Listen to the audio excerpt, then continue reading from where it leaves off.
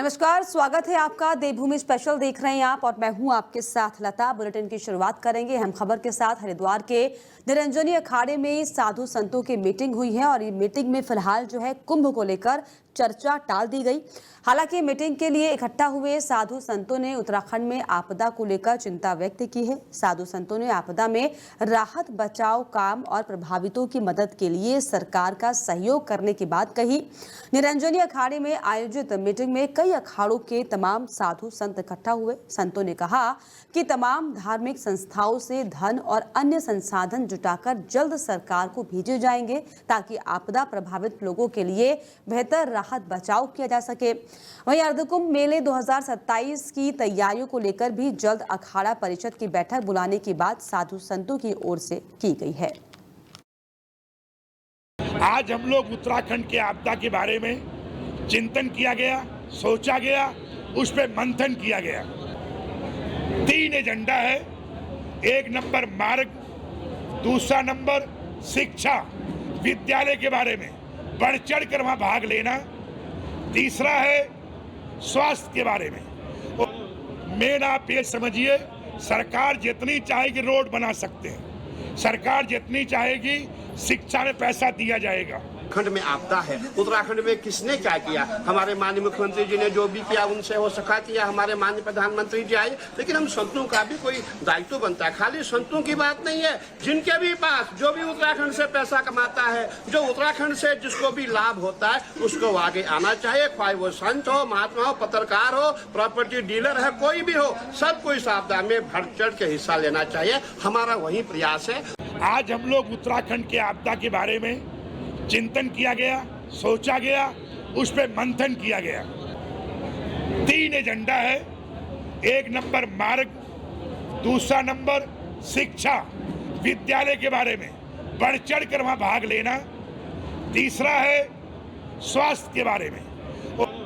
Main आप ये समझिए, सरकार जितनी चाहेगी रोड बना सकते हैं, सरकार जितनी चाहेगी शिक्षा में पैसा दिया जाएगा। खंड में आपदा है, उत्तराखंड में किसने क्या किया? हमारे माननीय मुख्यमंत्री जी ने जो भी किया उनसे हो सका किया, हमारे माननीय प्रधानमंत्री जी आए, लेकिन हम संतों का भी कोई दायित्व बनता है। खाली संतों की बात नहीं है, जिनके भी पास जो भी उत्तराखंड से पैसा कमाता है, जो उत्तराखंड से जिसको भी लाभ होता है, उसको आगे आना चाहिए। चाहे वो संत हो, महात्मा हो, पत्रकार हो, प्रॉपर्टी डीलर है, कोई भी हो, सबको इस आपदा में बढ़ चढ़ के हिस्सा लेना चाहिए। हमारा वही प्रयास है। आज हम लोग उत्तराखंड के आपदा के बारे में चिंतन किया गया, सोचा गया, उस पर मंथन किया गया। बैठक की गई है जिसमें साफ तौर पर जो है कई मुद्दों पर चर्चा हुई है और जो आपदा प्रभावित क्षेत्र थे उसमें जो है दरअसल कैसे राहत पहुंचाई जाए लोगों को, उसको लेकर बातचीत हुई, चर्चा हुई। अखिल भारतीय अखाड़ा परिषद की बैठक जिसमें हालांकि अर्ध कुंभ को लेकर भी जो है बैठक की बात कही जा रही थी, किस तरीके से आगे रणनीति बनाई जाए इसको लेकर बात कही जा रही थी, लेकिन फिलहाल जो है अर्ध कुंभ को होने वाली जो चर्चा थी उसे टाल दिया गया। इसी पर ज्यादा जानकारी के लिए हरिद्वार से हमारे ब्यूरो चीफ मोहित जुड़ गए हैं। मोहित, आज साधु संतों की बैठक हुई है, 2027 में होने वाले अर्ध कुंभ पर चर्चा होनी थी, हालांकि टल गई, लेकिन बैठक में क्या कुछ खास रहा?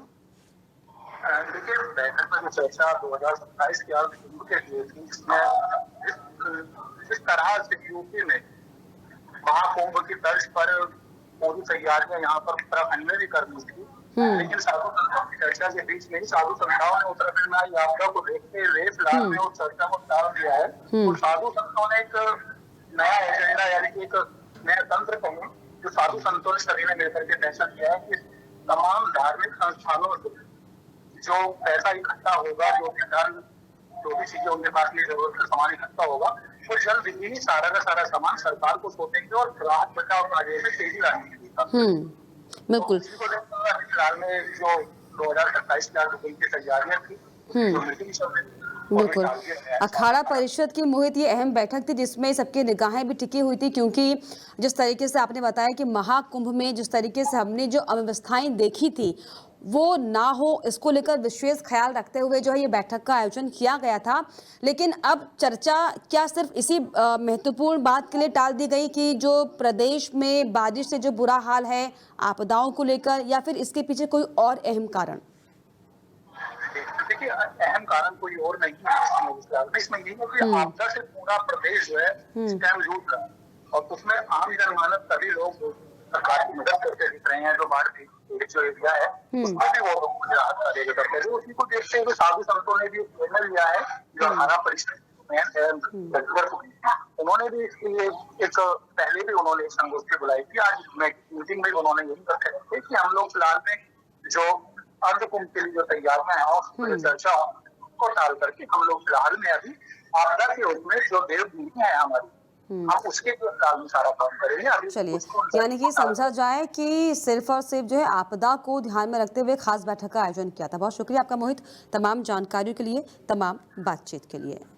तो आपको कि आपदा प्रभावित क्षेत्रों को राहत देने के लिए दरअसल इस बैठक का जो है आयोजन किया गया था, जिसमें फिलहाल अर्ध कुंभ को लेकर कोई बातचीत नहीं हुई है। जो चर्चा होनी थी उसे टाल दिया गया है, ताकि जो आपदा प्रदेश में है, जो हालात बिगड़े हुए हैं, उन पर ज़्यादा और विशेष तौर पर फोकस बन सके। चलिए आगे बढ़ेंगे। लक्सर और आसपास के क्षेत्रों में वायरल फीवर का प्रकोप तेजी से फैल रहा है। सरकारी और निजी अस्पतालों में मरीजों की संख्या में लगातार इजाफा देखा जा रहा है। लक्सर सीएचसी प्रभारी सैयद रफी ने बताया कि मौसम में बदलाव, बारिश के पानी के जमाव और मच्छरों की बढ़ती संख्या की वजह से दरअसल वायरल फीवर और संक्रमण के मामले बढ़ रहे हैं। सीएचसी में रोजाना 200 से ज्यादा मरीज इलाज के लिए पहुंच रहे हैं। स्वास्थ्य विभाग ने जीवन रक्षक और वायरल फीवर की सभी आवश्यक दवाएं उपलब्ध कराई हैं।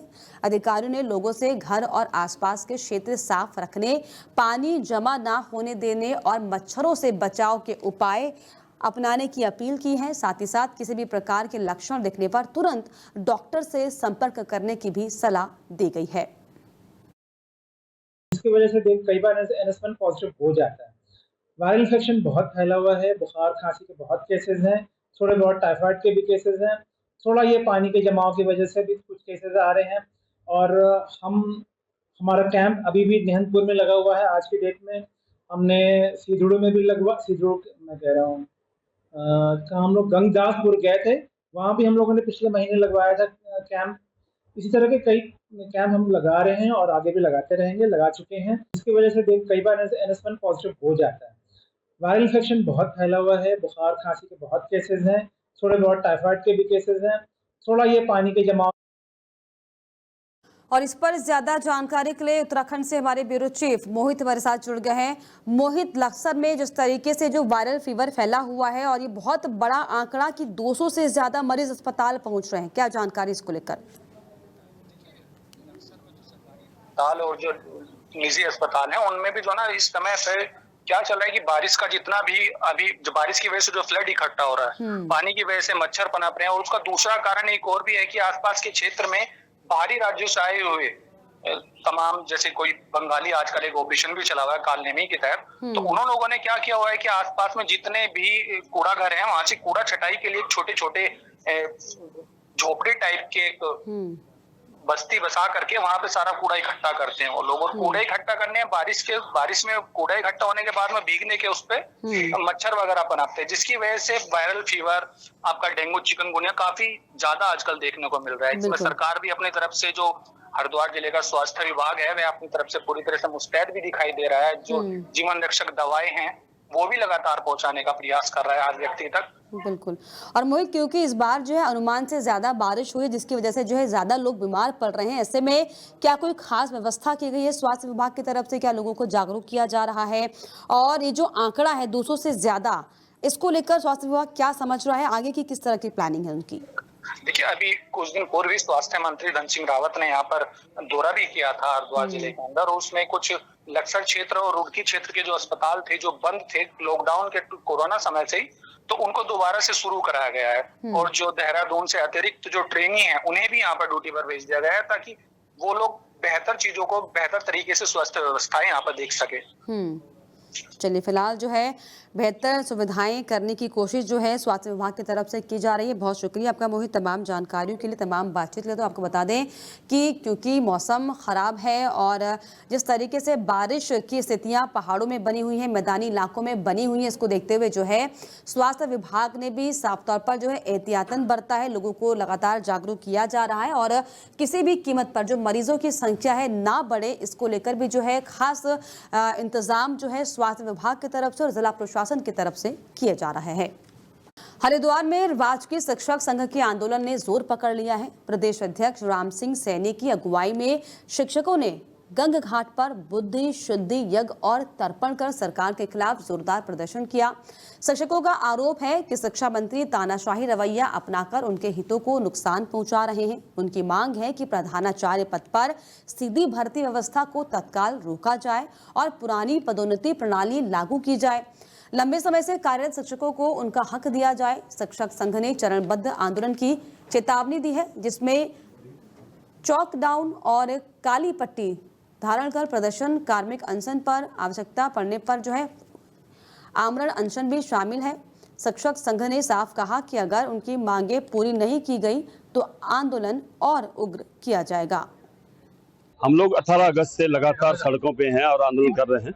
हमें मजबूर किया गया। गत वर्ष भी हमारे साथ एक समझौता हुआ था शासन और सरकार की तरफ से। हमें लिखित रूप में दिया गया है कि कभी भी जब भी, क्योंकि हमारा आंदोलन चला था पिछली बार, तो इनके द्वारा हमारे आंदोलन में आके माननीय मुख्यमंत्री जी की यहाँ से आके कि आप लोग अपना आंदोलन समाप्त करिए और हम लोग जल्दी इसमें कार्रवाई करेंगे। हमें लिखित रूप में दिया गया है कि जब भी कभी भी यदि जो प्रधानाचार्य भर्ती नियमावली में संशोधन होगा तो आपको संगठन को विश्वास में लिया जाएगा। लेकिन इनके द्वारा एक हिटलरशाही के तहत ये जो संशोधन किया गया, संगठन को विश्वास में नहीं लिया गया। तो इसलिए हम लोग 18 अगस्त से लगातार विद्यालय में हमने कार्यवाही का कार्यक्रम किया, ब्लॉकों में किया, जनपद में किया, प्रदेश स्तर पे किया। और आज जो हमारा कार्यक्रम है, आज तर्पण का कार्यक्रम है। इनकी बुद्धि शुद्धि को सही करने के लिए माँ गंगा के तट पे हम हरिद्वार में आए हैं। हम लोग 18 अगस्त से लगातार सड़कों पे हैं और आंदोलन कर रहे हैं। हमें मजबूर किया गया। गत वर्ष भी हमारे साथ एक समझौता हुआ था शासन और सरकार की तरफ से। हमें लिखित रूप में दिया गया है कि कभी भी जब भी, क्योंकि हमारा आंदोलन चला था पिछली बार, तो इनके द्वारा हमारे आंदोलन में आके माननीय मुख्यमंत्री जी की यहाँ से आके कि आप लोग अपना आंदोलन समाप्त करिए और हम लोग जल्दी। चलिए आगे बढ़ेंगे। हरिद्वार में मुठभेड़ के बाद फरार हुए बदमाश ने देहरादून में खुद को गोली मारकर आत्महत्या कर ली है। घटना देहरादून के लक्ष्मण चौक के आसपास बताई जा रही है। लाइसेंसी पिस्टल के साथ फरार हुआ था बदमाशी आरोपी। हरिद्वार से एक पुलिस टीम देहरादून के लिए रवाना हो गई है। इससे पहले हरियाणा एसटीएफ की टीम ने हरिद्वार पहुंचकर मामले की पड़ताल की। शनिवार की शाम हरिद्वार में मुठभेड़ के दौरान हरियाणा क्राइम ब्रांच के दारोगा को गोली मारकर फरार हुए सुनील कुमार उर्फ सुनील कपूर के खिलाफ जो है टीम के एक सदस्य पीएसआई मनीष कुमार की ओर से मुकदमा दर्ज किया गया था। पुलिस की शुरुआती छानबीन में ये सामने आया कि सुनील ने अपनी लाइसेंसी पिस्तौल से दारोगा को गोली मारी थी। एम्स ऋषिकेश में भर्ती दारोगा की हालत अब पहले से बेहतर है। देर रात तक पुलिस टीमें फरार बदमाश की तलाश में जो है कॉम्बिंग करती रही, लेकिन उसका कुछ पता नहीं चल पाया था। बचने के लिए जो जिनके जो दरोगा जी थे उन पर फायर भी किया था। 2 गोली लगी थी, एक हाथ पे लगी और एक उनके पेट में लगी, जिनको उपचार के एम्स में अभी चल रहा है और ऑपरेशन भी हो गया। खतरे अभी बाहर है बट सीरियसली इंजर्ड हुए थे। इसके आधार पर कल एक मुकदमा भी जानलेवा हमले का हरिद्वार में जिन पुलिस द्वारा लिखाया गया था। इसकी तलाश में हरिद्वार पुलिस और जिन पुलिस लगी थी। एक सूचना के आधार पर कि लक्ष्मण चौक क्षेत्र जो हमारे कोतवाली में पड़ता है, यहाँ इसके होने की संभावना। बचने के लिए उत्तरकाशी में आई आपदा से जनजीवन अस्त व्यस्त हुआ है, जिसको लेकर जो है पुनः पटरी पर लाने के लिए जिलाधिकारी प्रशांत आर्य ने शनिवार को तहसील बड़कोट के अंतर्गत आपदा प्रभावित क्षेत्रों का स्थलीय निरीक्षण कर पुनः निर्माण कार्यों की प्रगति का जायजा लिया है। जिलाधिकारी ने जंगल चट्टी, बनास, फूल चट्टी, कृष्णा चट्टी में क्षतिग्रस्त यमुनोत्री राष्ट्रीय राजमार्ग के मरम्मत कामों को जो है बारीकी से निरीक्षण किया।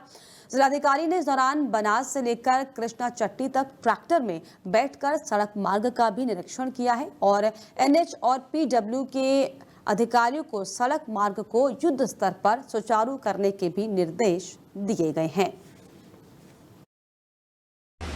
आज यमुनोत्री रूट पे हम लोगों ने एनएच होटल एसोसिएशन और सारे विभागों ने जो संबंधित विभाग हैं निरीक्षण किया है और जैसी उम्मीद थी कि यहाँ पे रास्ता हम लोग सुचारू कर पाएंगे यमुनोत्री यात्रा रूट का, 23 अगस्त से जो बंद रहा, बंद है अभी भी। आज भी मैं काम देख रहा हूँ, चल रहा है इसमें, और 4 जगहों पे रूट ब्लॉक होने की वजह से और थोड़ा मिट्टी गीली होने की वजह से और पत्थरों का स्लाइडिंग की वजह से आज तो इसको सुचारू कर पाना संभव नहीं लग रहा है। तो आज हमने फिर से कल का समय लिया है, क्योंकि बनास, जंगल चट्टी, फूल चट्टी और कृष्णा चट्टी, इन 4 जगहों पे अभी रूट का हम लोग पैदल ही बना पा रहे हैं। और इसी के साथ देवभूमि स्पेशल के इस खास बुलेटिन में फिलहाल इतना ही। देश और दुनिया की तमाम खबरों के लिए आप देखते रहिए डेली 24 भारत। नमस्कार।